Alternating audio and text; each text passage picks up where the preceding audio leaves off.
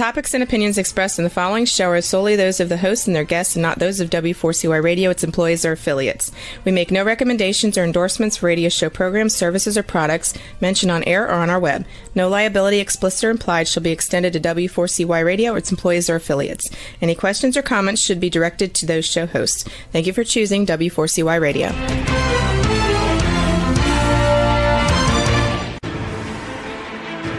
What's working on purpose anyway?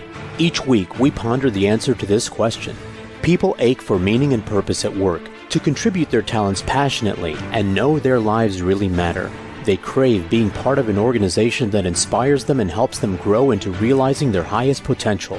Business can be such a force for good in the world, elevating humanity. In our program, we provide guidance and inspiration to help usher in this world we all want, working on purpose. Now, here's your host, Dr. Elise Cortez.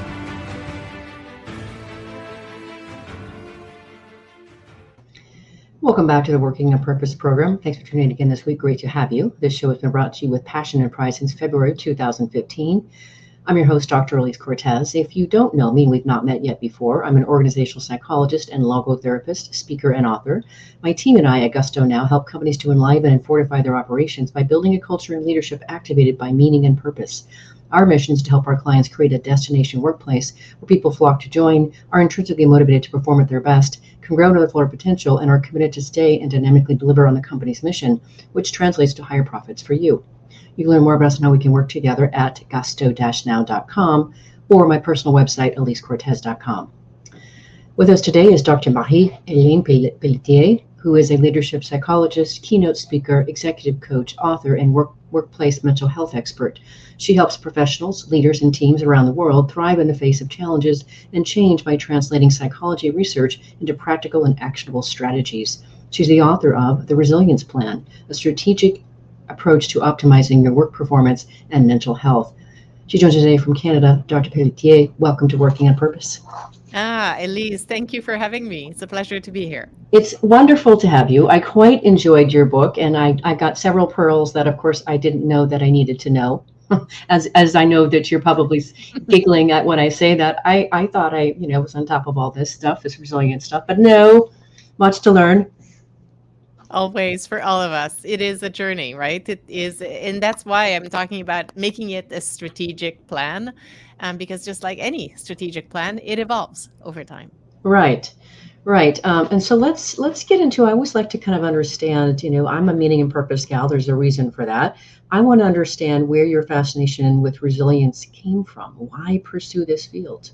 Yes, it came because individuals and organizations often wanted to start from a proactive perspective, look at mental health, yes, and be reactive as appropriate.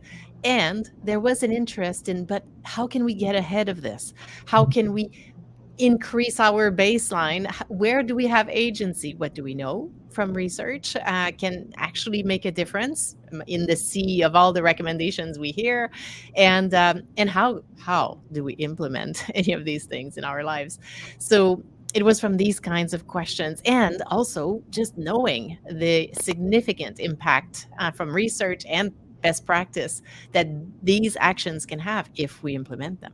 Mm-hmm. Mm-hmm. One of the things I always appreciate about getting to do this program, we call you MH from here after we call you Marie-Helene, is I appreciate very much that I've been doing this show for 9.5 years. And I, as you know, I read my guests' books cover to cover in preparation for the show and to keep myself learning and growing and reaching and broadening my horizon. So I learned a lot, and I appreciate how you really boiled down this notion. You say you can think about your overall resilience as a ratio of your supply versus your demands.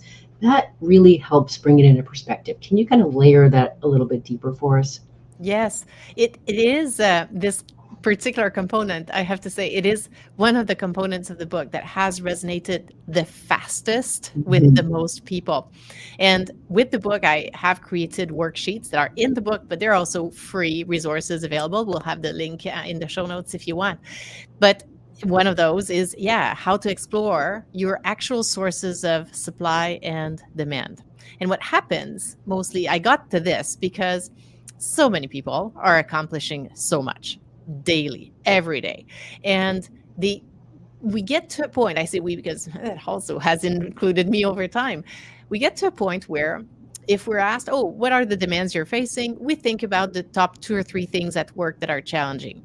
And if people are asking us what kinds of things bring you energy, you think about the things you do sometimes and which wish you did more than this, but that's what you respond. What I'm saying is all of this is biased. We need a more realistic perspective. List all your demands, the positive and negative ones, the work and the personal ones. List then all your sources of supply, not the sources of supply you wish you had, like I would love to go for a walk in the evening 5 days a week. But when's the last time you did this? Oh, not in the past 2 months because it's been so busy. Well, then it does not go on the list. We tend to underestimate the demands we're facing and overestimate our sources of supply. And from there, it puts us in a very biased position where we think we don't need to do anything to nourish our resilience because we think it's great. Hmm. You know what I also just got present to that's interesting here when you started using this idea of the energy, what replenishes your energy. Part of the reason that I traffic in meaning and purpose, Dr. Marie-Helene, is that it is one of the simplest ways that I've learned to be able to help people learn to turn themselves on from the inside out. So if we look at meaning from the logotherapeutic vantage point, it breaks down to 3 sources, which are really what we pour ourselves into, which I call passion. That's important to us. That aligns with our values. We usually talk about values, the experiences that we take or encounters that are meaningful or valuable to us. And then, of course, our mindset. And so just teaching people how to tap into, go just for a second and breathe in a sunset. If that's your jam, like it is for me, that's an experience. And that simple little act of plugging into nature in this way and being present is a tremendous source of energy. And I think you would call that part of your supply. So we have an interesting sort of intersection in the work that we do, which I think is pretty fascinating. Yes. And I mean, we're both listening to research also, right? So That's there right. is it's coming from a common source, and absolutely. And this particular angle that you're bringing, this angle of meaning, what we connect with, yes, in what I brought in the book, it's making sure as you're planning your strategic resilience plan that you've reviewed your values. The same way that if we were to create a business strategy about a new product or a service launch, we would want this to connect with the values of the organization. Okay, same thing here. If we're going to create that strategic resilience plan, we need to start from your values. And what's also connecting with what you were talking about just a moment ago is the fact that in our personal strategic resilience plan, there will be strategic pillars, so directions where we want to invest further. For example, I might decide that, yeah, I've put most of my energy in work and I'd love to have a bit more enjoyment in my life. So maybe there will be a pillar about what makes me happy. And in that pillar, there may be actions like sunsets makes me happy. So what this means is, okay, I need to keep an eye on when is the sun setting. I Right. cannot be inside with the blinds closed and not realizing I need to plan for this moment, even if it takes 2 minutes. I need to prioritize it. And as I do this, I will enjoy it. And now I'm starting to build that sense that, yes, I can take some of these actions that nourish my fulfillment, my happiness. And now I'm in motion. Mm-hmm. I did want to, if you would, Dr. Marie-Helene, talk a little bit about this resiliency plan, this idea of you actually developing a plan. What a concept, ladies and gentlemen, listening to this program or watching this program. What a concept that you would actually strategize and make a plan for your resiliency. But that's exactly what Dr. Marie-Helene is putting forth. And just if you would, just put together some of those things. You did mention the pillars, and we also talked about values, but you also talked about context. So if you could just sort of sketch a little bit about kind of what are the components of the aspects of this plan that people would want to consider? Yes. I did this and this idea of being strategic about our resilience just because so many times I had people in my audiences or in my individual work say, I know the things that would be great if I could implement them. I just can't get to implementing these things. And what it really looked like to me was that, yes, there needs to be a strategic approach to this, the same way that in business we would create a strategic plan, not just launch a new product because we had this idea. And as we're doing a strategic plan in a business, we are looking, like we said, at our values and all, and we're looking at context. In a business context, we would be doing a SWOT analysis. We would be looking at what forces are impacting this potential goal that are internal, so sources of strengths and weaknesses, and external, the opportunities and threats.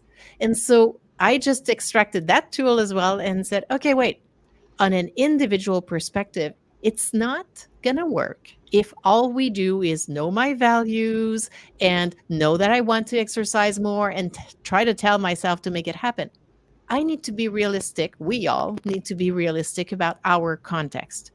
Right now, what forces are impacting my ability to increase resilience from an internal perspective? So my natural strengths, what's naturally challenging for me, for example, having a tendency to say yes to everything, as an example, and externally, what's going on? For example, a strength could be there is time there. I live in an area where I could go out for a walk. Let's say I don't have to take a car. I can actually just walk. But a challenge may be that the demands, both from my personal life and my work life, are such that it never happens. Yeah. It's only once you've seen this that you can create a plan. So, of course, for someone in this kind of situation, we're not going to say, well, from now on, you will go to the gym 5 times a week, half an hour. It's not possible. It's not going to happen. Maybe over time, but immediately the context is not there. And all this attempt will do is serve as another disappointment, another way that I'm not doing this. So if instead we have this kind of context, a possible pillar, let's say there is a health pillar, a physical health pillar, a possible next action may be more like, well, I can actually download an app that I can do 5 minutes on once a week. Now, you see, we're not going to change much from a physical health perspective with an app that I'm using 5 minutes once a week. But this is better than doing nothing. And what I'm starting to do now is build that sense of self-efficacy.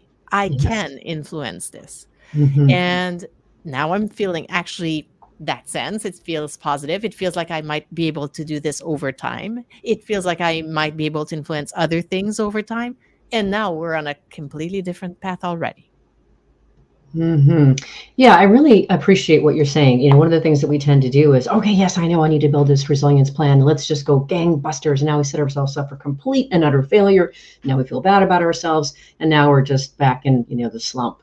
And so I really appreciate the idea of just taking these small little steps. And you even say in your book, too, that everybody has 60 seconds.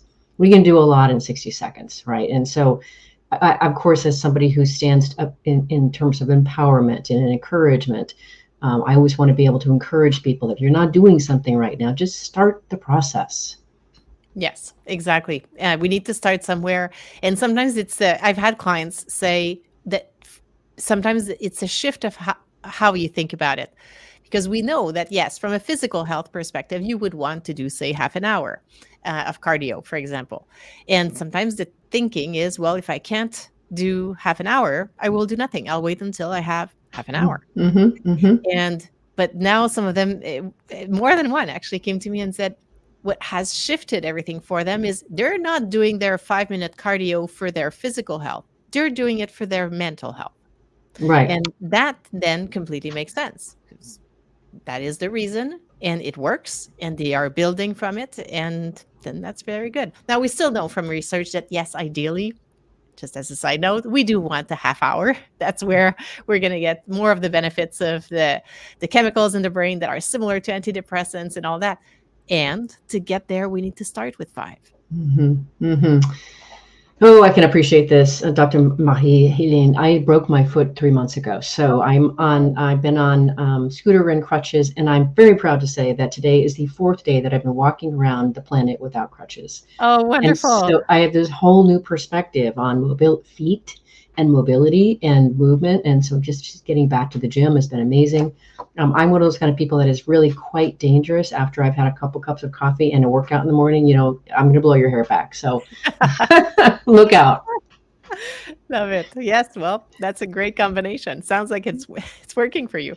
It does work for me. And the other thing that I definitely wanted to talk more about, and I think we'll go ahead and do this, we'll set it up now, but after the break, is just the idea that not only is this idea of creating a strategic resilience plan excellent and important and critical for individuals, it's also really good business. So let's go ahead and we'll cover that after the break. I'll take our first one.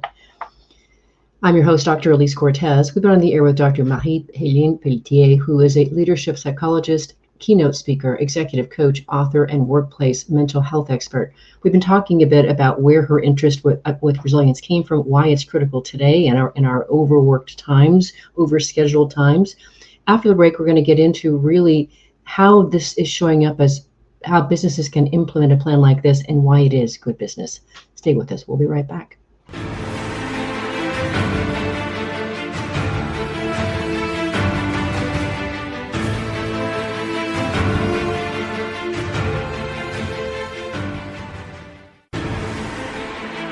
Dr. Elise Cortez is a management consultant specializing in meaning and purpose, an inspirational speaker and author. She helps companies visioneer for greater purpose among stakeholders and develop purpose-inspired leadership and meaning-infused cultures that elevate fulfillment, performance, and commitment within the workforce. To learn more or to invite Elise to speak to your organization, please visit her at elisecortez.com. Let's talk about how to get your employees working on purpose.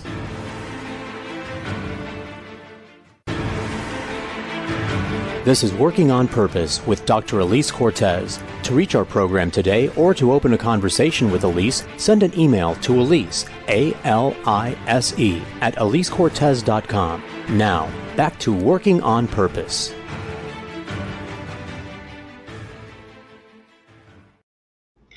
Thanks for staying with us and welcome back to Working on Purpose. I'm your host, Dr. Elise Cortez. As I too am dedicated to helping create a world where people realize their potential at work and are led by inspirational leaders that help them find and contribute their greatness, and we do business that betters the world. I continue to research and write my own books.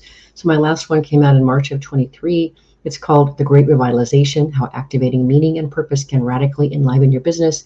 And I've written to help leaders understand the needs and wants of today's really discerning workforce. And then I offer 22 best practices to help you build a culture to create that for them. You can learn more about it at elisecortez.com or on Amazon where they're listed. If you are just joining us, my guest is Dr. Marie-Helene Pelletier, author of The Resilience Plan, a strategic approach to optimizing your work performance and mental health. So I love this idea. As an organizational psychologist as well, anything that in our realm where we get to talk about it's good for business, kind of changes the conversation. So let's talk a little bit about how a resilience plan is good for business. And then I really want to get into the topic of burnout, which is so prevalent today. Yes.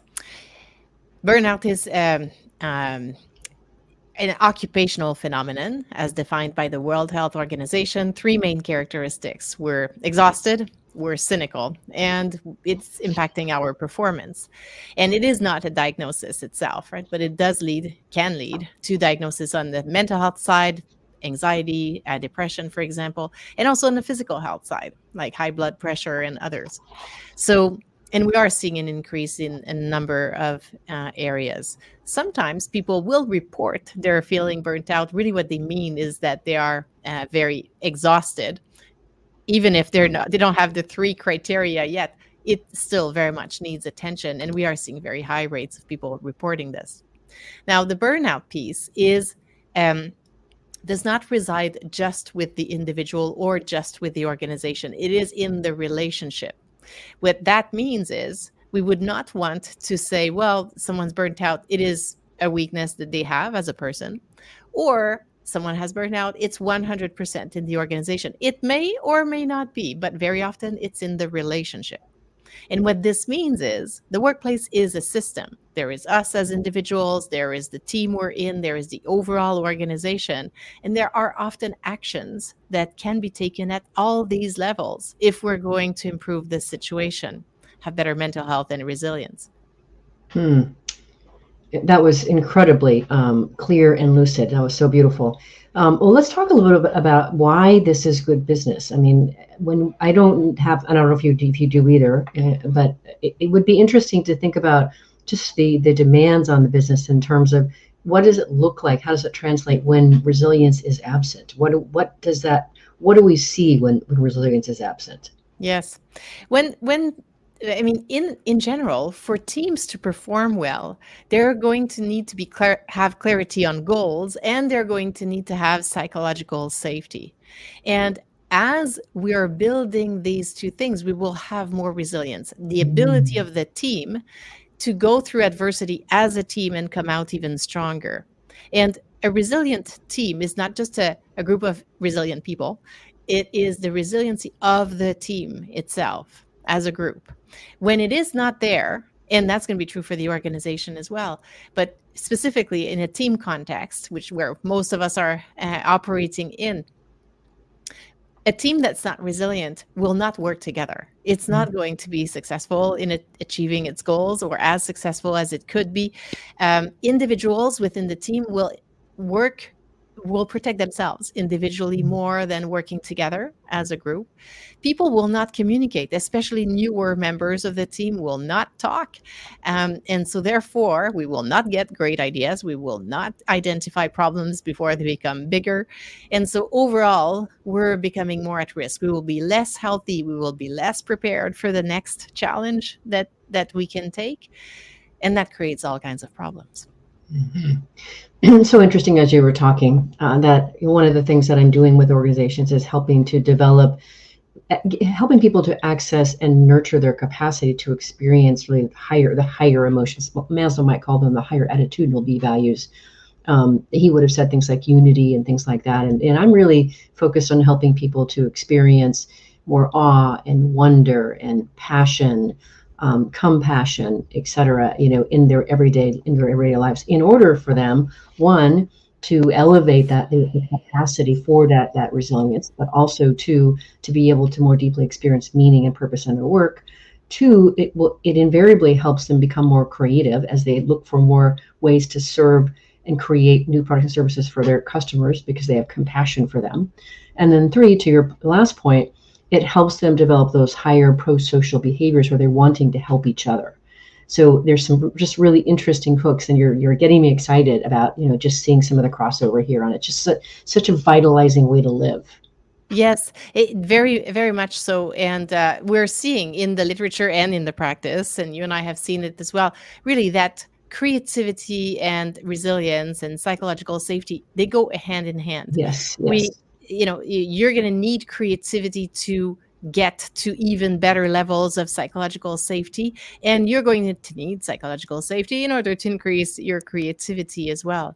And especially as we have even more presence from AI in the work we do, and the needs to go through these societal changes in our work, we will want to approach these changes with a lot of communication, a lot of psychological safety, creativity as well.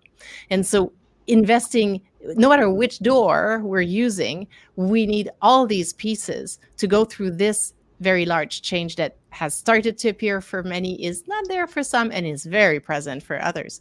So we need to pay attention to the human side there. Mm-hmm. For sure. That's kind of my thing is it's all about doubling down on humanity in the age of technology. Obviously I'm a psychologist. I can't help it, right? That's my lens. But part of that, lens, of course, is I'm just so dazzled by just, the strength of our minds, of our thoughts. And you talk about cognitive behavior management in your work here. And one of the things that you remind us is we always have control over our thoughts, and we have to watch our self-talk and watch for possible biases to make better decisions and choices. So can you talk to us a little bit about how we can what is cognitive behavior management, and how we can start to incorporate it into our resiliency plan? Yes. So one of the theories in psychology that has been researched for decades is cognitive behavior theory, and it has led to the development of cognitive behavior therapy. Many may have heard of CBT. Okay. And at a high level, what this model reminds us is that as humans, we have thoughts, feelings, and behaviors, and the ways we think will have a strong impact on how we feel and how we behave, which most of the time works fine, no problem. But sometimes our thinking gets biased. We will tend to think in all or nothing type of ways. We will tend to minimize a problem or catastrophize another. There are many ways in which our thinking, and that's normal. I happen to have it. I'm sure you do sometimes as well. But the key thing is that it's not because we have this thought that this is the reality. It's a thought we have. What we can do is question that thought or possibly consider thinking other thoughts, right? So as it relates to our resilience, to the very big demands we may be facing, the big changes that may be there now or may appear in the near future. One example, and we could talk about this, there's many ramifications to this overall piece there, but a short recommendation may be as simple as making sure we ask questions. For example, if we catch ourselves thinking in very rigid ways, asking ourselves, what else could be going on? Or am I 100% certain of this situation? Or you can even go into managing your thinking in planting some ways of thinking that might be more helpful. For example, deciding today that for the next couple of months, when a large challenge shows up, you're going to think and possibly say out loud, because then it may help others. Okay, we have no idea how to solve this right now, and we will find a solution. Could be as simple as this. And what we're doing there is we're just setting up the brain to go in that direction. Mm. It's so powerful. It's funny, as you said that, I was just remembering, I'm taking singing classes. I have a vocal coach that I'm working with right now. And he's in Nashville, and I'm of course in Dallas, so we do this via Zoom. And he gives me the prompts, and then, I sing something, and of course it's not right. And so then he gives me a correction, and then he goes, you got this. And he does this very strong head nod. And it communicates like, yeah, okay, he said I got it. So, okay, I guess I got it. I'm doing it. But it's amazing, when you accept that, in other words, I really want to emphasize and celebrate just how powerful the mind really is, and your opportunity to really direct it in a way that's going to serve you and work for you, not against you. Agreed. And in the beautiful example you gave just now, part of what happens is when he says, you've got this, he's basically planting the thought in your head. I know, it's so beautiful. That was the connection that I got when you said it. I'm like, that's exactly what he's doing. And it was beautiful. But here's another piece to this that connects with our conversation, is that it works because you trust him. And if you did not, even if he said that, you'd be like, no, it's not going to work, right? But the same thing applies in our workplaces. If we're going to be a colleague that others trust, if we're going to be a leader that is trusted by our peers and people in our teams, then part of what we need to invest in to increase our overall resilience as a team and as an organization is increasing that trust. So how do we do this? Well, in part, the good old ways, just like we do with friends and partners. You say what you do and do what you say. So you increase that connection over time between the two. But there are fascinating pieces of research. One of them recently I was looking at is where they were comparing behaviors from leaders.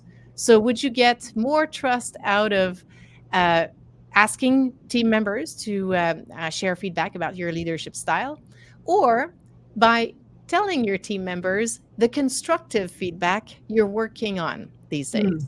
And people will say, well, maybe both, right? They both sound good. In that particular piece of research, and that's from Adam Grant and one of his collaborators, what they observed was that actually just sharing constructive feedback you're working on was the most powerful way. It does connect with the conversations we're hearing a lot about, sharing vulnerability, showing humanity, and all these pieces.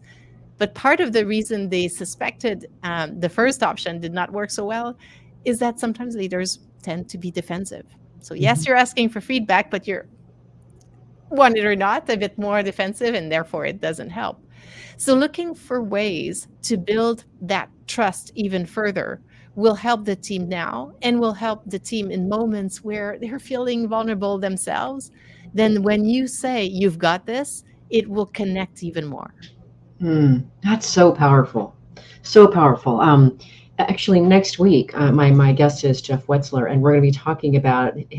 He's got a whole book that really situates how leaders can, and anybody can really learn how to really ask people what they really think I and know. I've feel seen about. his book. Oh, Ask. so you ask, right? Yeah. So, and it's fabulous. I've read it already. But there's power to that, if as leaders, to be able to learn how to really get more of that feedback by making it safe, as you say, and making them want to help and not feel like there's going to be a ramification for sharing, constructive feedback.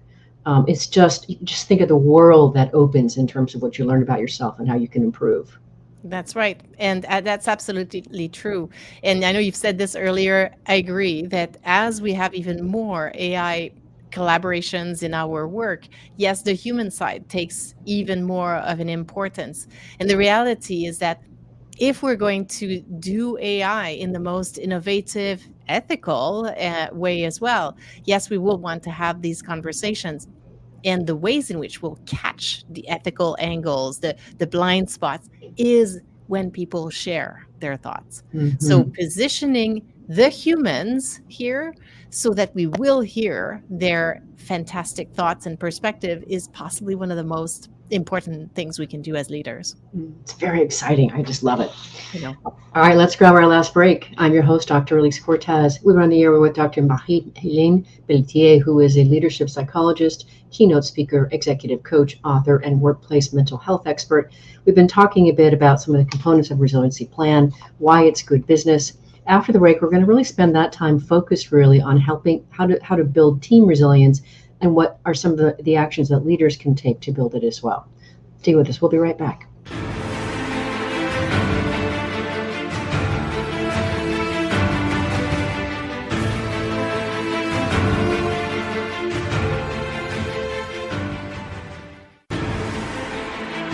Dr. Elise Cortez is a management consultant specializing in meaning and purpose, an inspirational speaker and author. She helps companies visioneer for greater purpose among stakeholders and develop purpose-inspired leadership and meaning-infused cultures that elevate fulfillment, performance, and commitment within the workforce. To learn more or to invite Elise to speak to your organization, please visit her at elisecortez.com. Let's talk about how to get your employees working on purpose.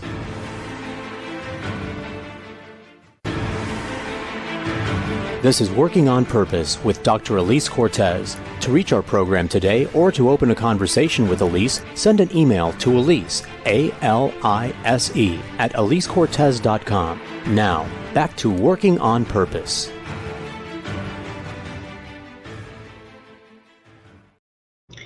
Thanks for staying with us and welcome back to Working on Purpose. I am your host, Dr. Elise Cortez. I mentioned in the last break that my last book came out in March of 2023. It's called The Great Revitalization. What I did for you is I built you a simple 3-page assessment that you can pull off my website to determine the extent to which your organization is operating for today's standards. You can find it at gusto-now.com. If you are just now joining us, my guest is Dr. Marie-Helene Pelletier, author of The Resilience Plan, a strategic approach to optimizing your work performance and mental health. So for this last section, I really wanted to focus specifically on the world of work, since that's just both of our jams. And I really want to start with this idea that you have in your book. You say building team resilience. Resilience is a constellation of behaviors that show us to persist and move forward through adversity and to grow. What I love about that is I'm focused on, what's the goodness on the other side of that. And certainly we all understand how adversity is everywhere and that it does allow us, it affords us a tremendous opportunity to grow. So I like how you've positioned this notion of, growth and adversity with resilience. So can you speak a little bit about how we can really start building team resilience through this lens? Yes. There are a number of ways. I think the first piece is, even if all we do as leaders is add resilience on the agenda. We have regular team conversations. Can it be an agenda item? And it can be as simple as saying, I was listening to Dr. Elise's podcast, and I want to make sure you here know, all of us, that we want to invest in our resilience as a team. I'll come back next time with more ideas, but I wanted to just put it on the agenda because this is part of what we all need to pay attention to even more as we continue to move forward. It could be as simple as this, your own words, but it's on the agenda. Then it will be about investing in various ways in our particular resilience as a team here. So, for example, it could involve, okay, having a conversation about, if we look at the next calendar year, where is the next moment where we know, I mean, there will be lots of demands that are not predictable, but some, for many, are. We know that the year end is one of them. We know that this season is one of them. We know that different points in time will be related to even higher demands.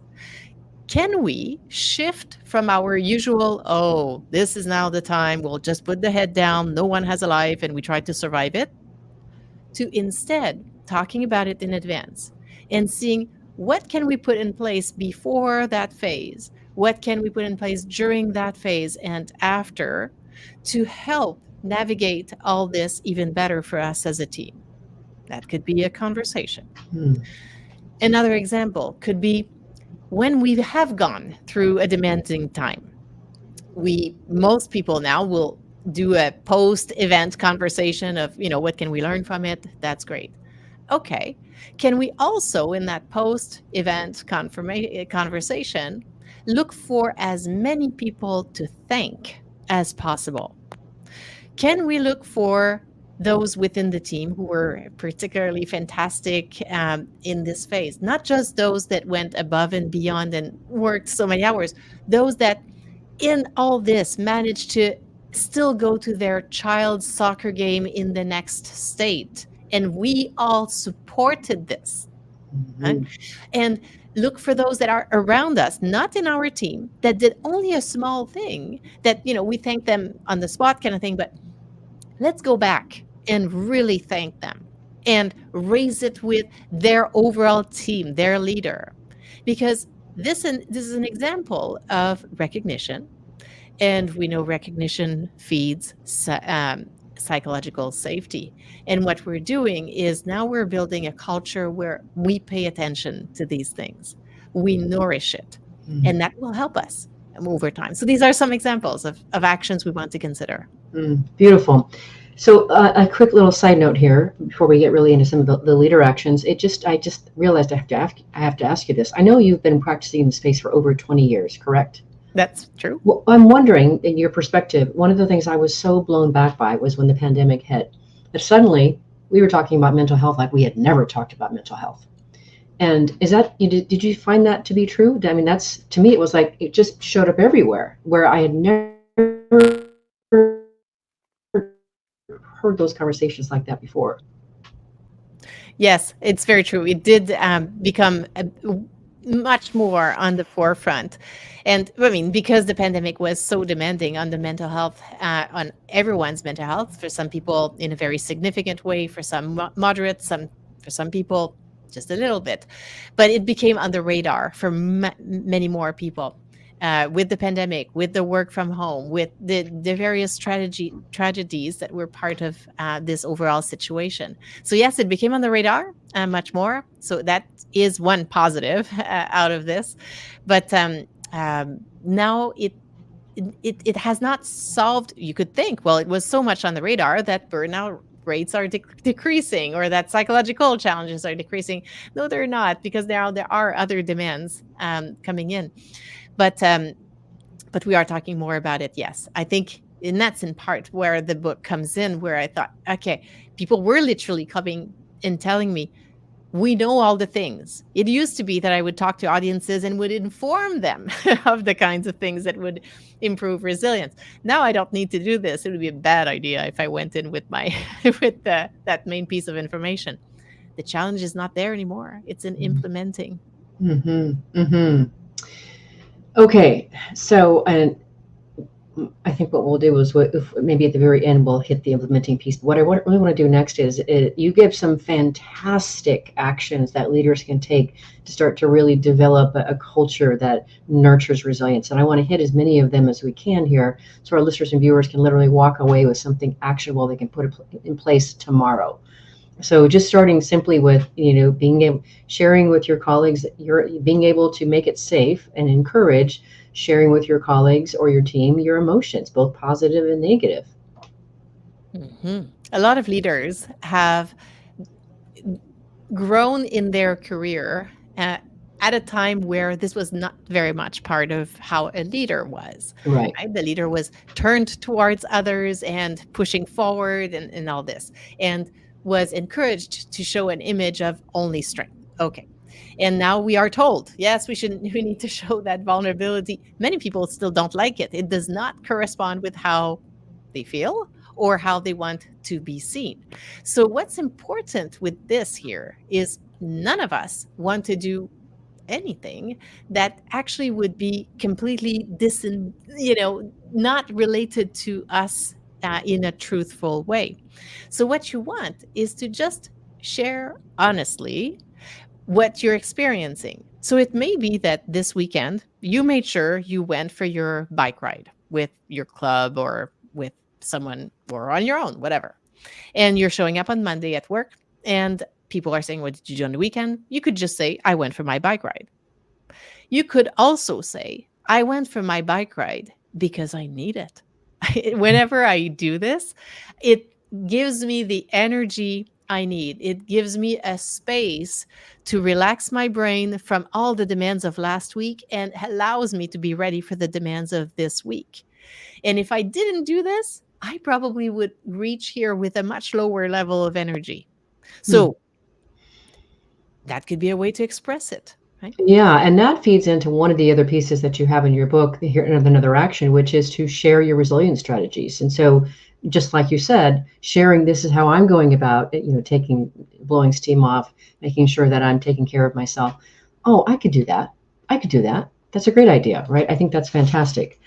Yes. And then another one that you have here that I think is pretty interesting is in inviting conversations around the 13 main factors associated with psychological health at work and how you can actually improve them as a team.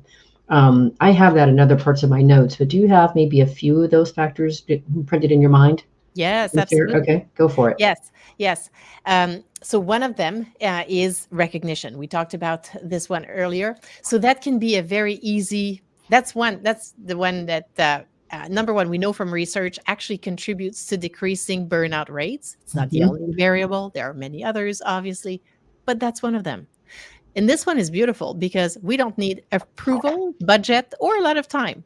All I can say, for example, is spontaneously say, Elise, I'm already enjoying this conversation because I know you're asking questions that you really care about and you know people you work with care about. And that just makes this conversation even more enjoyable for me. That was simple, took me like 3 seconds and mean it. That's easy. So recognition is one of them. Another one, and that's also one to keep in mind as AI comes in the workplace, involvement.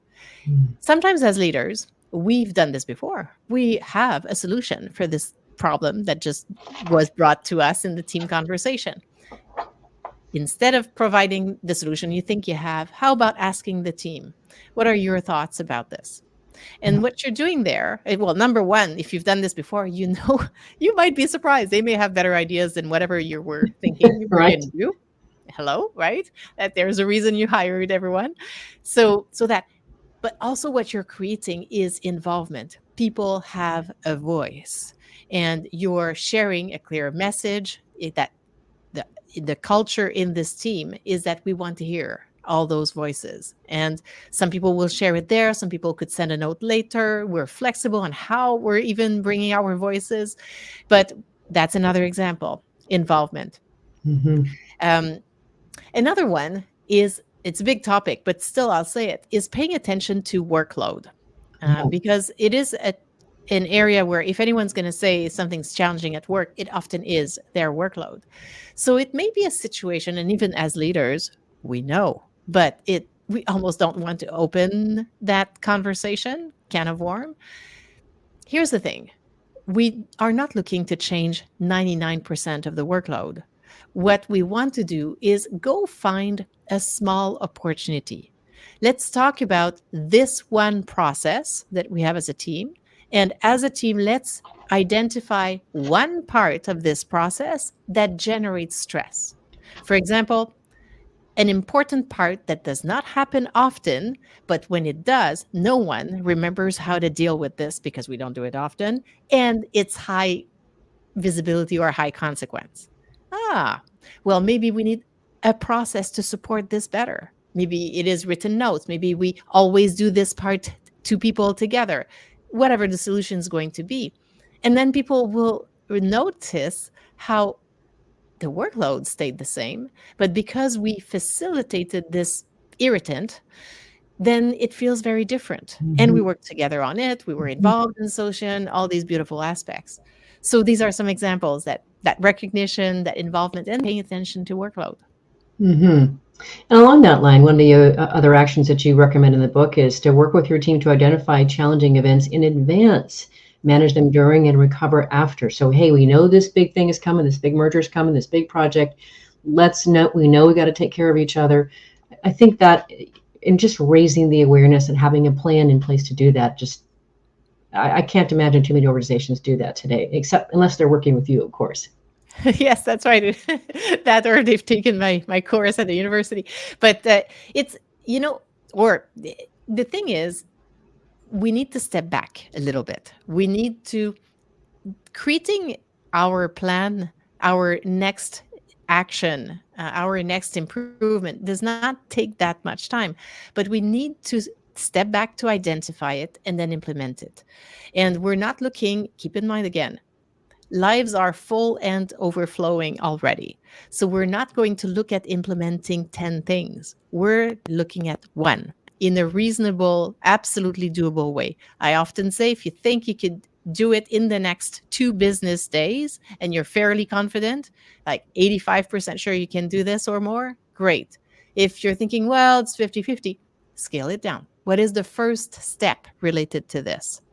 Maybe it isn't yet to fix the next demanding event. Maybe it's sitting down and identifying the next 3 for the next year. Just that actually is the one thing that's doable.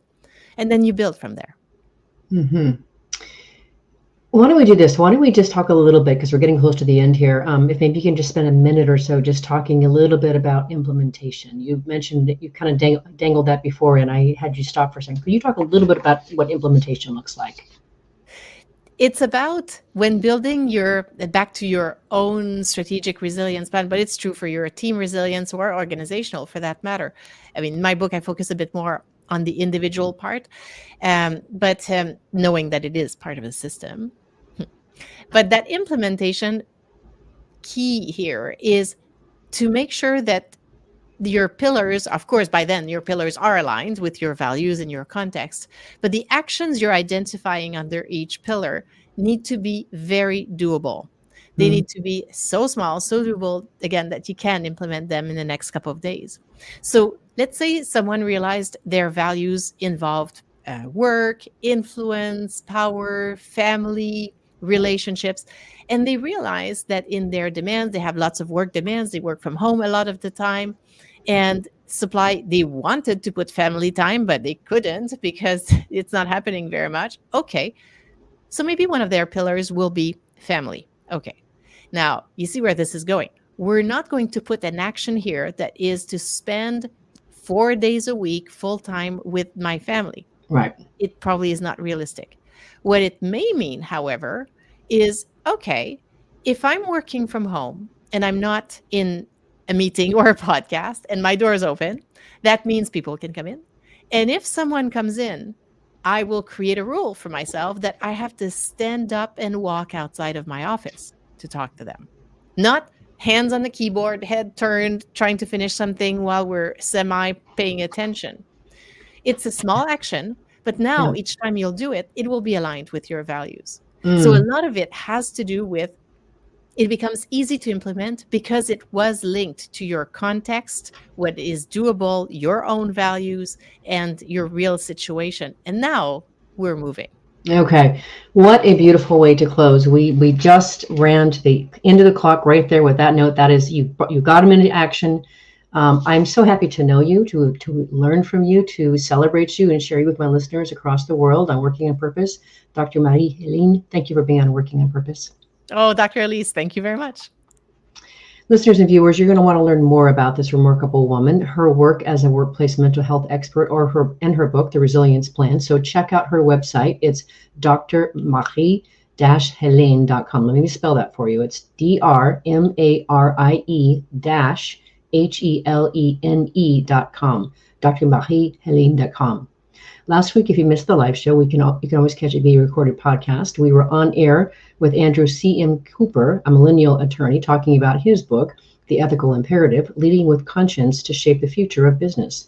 He gave us a rousing invitation to do business that serves its highest good among stakeholders and reaches into otherwise forgotten communities to build them up. Very inspiring.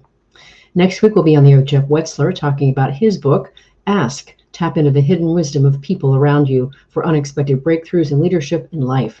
He will teach us how to learn to make it comfortable for people to tell you what they really think and know without fear of your reaction or consequences, opening up a wealth of vital feedback you'd never otherwise obtain.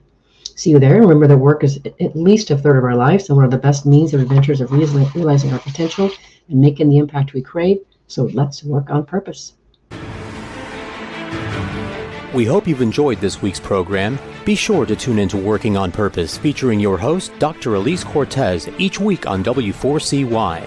Together, we'll create a world where business operates conscientiously, leadership inspires impassioned performance, and employees are fulfilled in work that provides the meaning and purpose they crave. See you there. Let's work on purpose.